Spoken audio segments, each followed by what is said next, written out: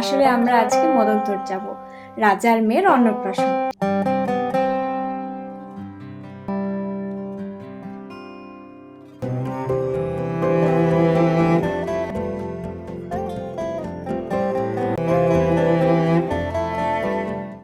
রাধে রাধে সকলকে, আশা করছি সবাই খুব ভালো আছো, আমরাও ভালো আছি। ভাবছো এত রেডি শেডি হয়ে কোথায় যাচ্ছি?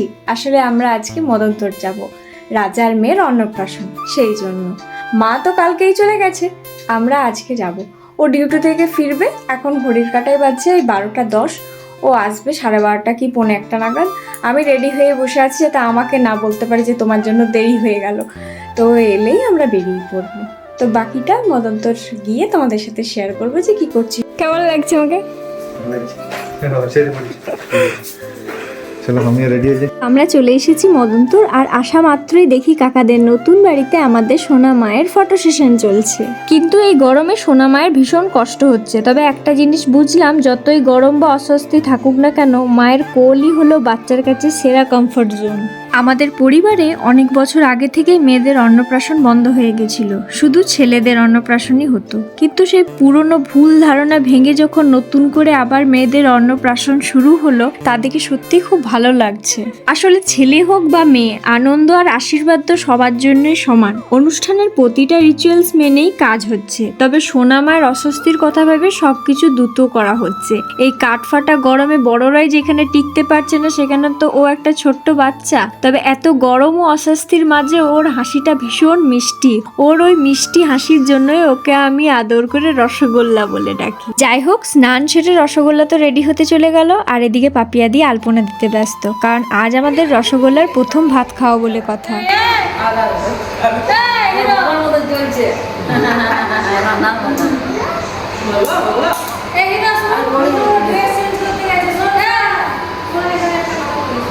আমাকে আগে কত ভয় করছো?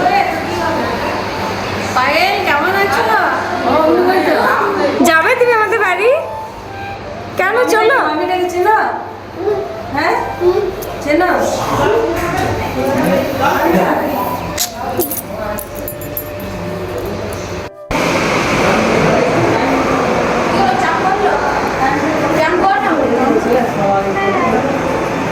আমরা দুজন মিলে আলোচনা করছিলাম, আমাদের সোনামাটা কিন্তু ভীষণ মিষ্টি, কিন্তু দুঃখ একটা, এই গরমেও ভীষণ কান্নাকাটি করছে। ওকে চটকানো তো দূরের কথা, ঠিক মতো একটা ফটো তুলতেও পারলাম না। তবে যাই হোক, ও রেডি হয়ে আস্তে আস্তে আমরা চলো দুপুরের খাবার খেয়ে নিই। আজকে দুপুরের মেনুতে ছিল বেগনি, ভাত, ডাল, পটল পনিরের তরকারি, আলু পোস্ত, চাটনি, পাঁপড়, পায়েস, মিষ্টি। আর যারা নন ভেজ খাবে তাদের জন্য ছিল মাছ।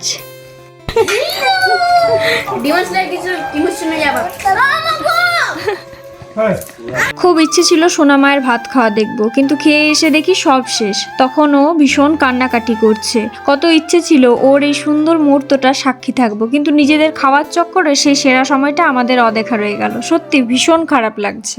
মেয়ে একদম অবস্থা খারাপ, কি দেখতে পাইনি বাচ্চাটার খাওয়া কিছু না, ফটোগুলোই দিয়ে দেবো, ওগুলোই তোমরা দেখে নিও।